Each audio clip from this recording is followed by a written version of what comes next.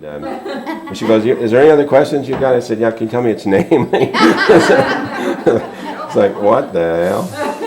You know, I've got this dog that doesn't respond to anything, and is scared to death. It's easily been out for a few weeks or not, or maybe more. The vet said it had never been spayed. You know, it said it could be pregnant. I'm like, oh God. She goes, well, if it starts foaming at the mouth and getting all weird, we'll have to put it down, dissect it, and then we'll let you know when to start taking your shots. I'm like, God. All because I answered the door. It's like, holy cow. But I don't think there's any issues with that. Spay and neuter your animals, people. Please! The person said, this is a Think pedigree it got dog. away from somebody, or somebody just let it get away? You know, I don't know. Because it could have been, they're so small. It's been gone a long, long time. It really is skinny as a rail. It's not eaten in a while, and it finally just said, there's a house. I'm sure it smelled Coco, our dog. It said, there's a house. I'm just going to scratch because I can't. You know, that must have taken a lot of courage. It's really skittish. It was desperation, absolutely. Yeah. Well, anyway, I got a new dog. If anybody's interested in a mute, you've heard of Malamutes? Well, I like how somebody made the dog too.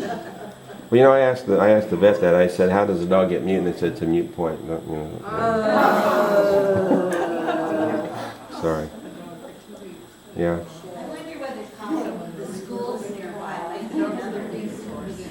Yeah. I'm doing this all wrong, I know. And the dog park. If there's a dog park near you, put up a sign. Actually, it's got an S tattooed in its ear, and I went out to some. Supposed to say that. Oh, well, not to this group. I can say that. The vet said don't tell too much about the dog because people come and just take pedigrees even though they're not theirs. Yeah. And I mean, maybe I don't care, but we won't tell them it's mute, and they should know that if this is their dog, right? Right. Yeah. But you know, it could be somebody moved and just kicked them out. We got a cat that way. You know, we got 2 bunnies that way. You know, they just left the cat, they moved. Yeah, up in Chicago, I was out in the backyard one day. I saw a big box over my fence, and I went out to pick up the box, and it moved, and I jumped, scared to death. And inside were 2 gigantic white bunnies. And I went down to the local pet store, and I put it in the garage for a minute and thought, what the hell did I do with it? I went out in the garage and it ate my broom. These 2 bunnies. I didn't realize bunnies are like rats. I mean, they like eat. They got big teeth, and they. Oh yeah. So I went down to the pet shop, and I said, yes, somebody lost a couple bunnies. There's a box of bunnies. They go, isn't that terrible? I go, what? And they go, oh, they buy them when they're little cute bunnies, and then they don't want them anymore because they cost so much. So they throw them in people's yards, and I went, is that what happened to me?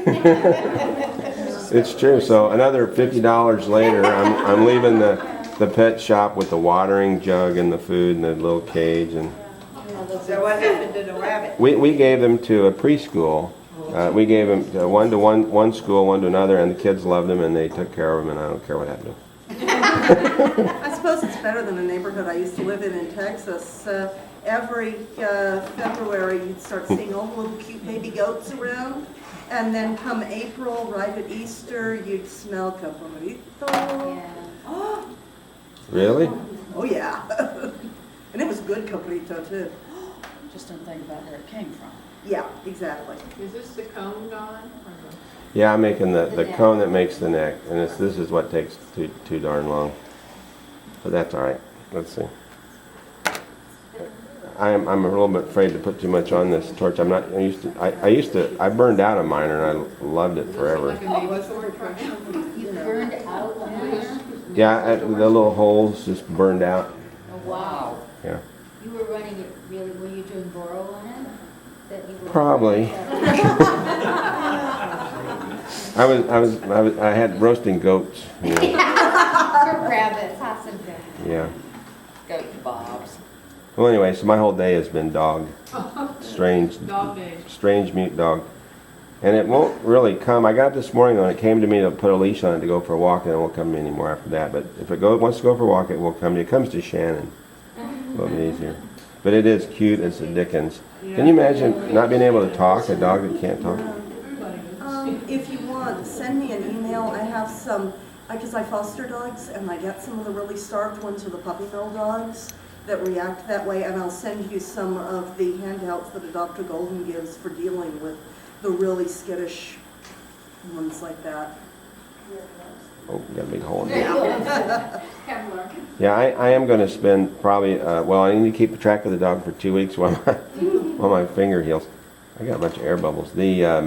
I'm gonna look at every vet in our area and say, you know, did you have a mute dog? And somebody took care of this dog because it's 3 or 4 years old, so I might find the owner yet. So Somebody abused it, it sounds like. it does seem abused. The nails are real long and the teeth are in bad shape, and I got some big air bubbles, so I'm filling them up. Special place. Fill 'em up. Oh, well. The blog post about mops. Yeah. Yeah. Well, special place in hell for puppy mill owners Yeah, too. actually, one of our neighbors said that they would be interested in it, but they didn't know it was mute. Maybe I forget to tell them. Shannon's mom said she'd take it, but she lives up in Lexington, Kentucky. So we may not have a problem getting rid of it. It is really, really cute. It's to die for after I gave it the bath and clipped the stuff out of it and things. Okay. We're getting closer. This is just the time the park takes all the time. So once I get the cone, which I don't really care, I'm going to deform the hell out of it. I don't really care if it's perfect or not. I flatten one side. We've all done that before. And I'll flatten the other side. And when I flatten the other side, it's not going to be perpendicular. It's going to be a little bit conical.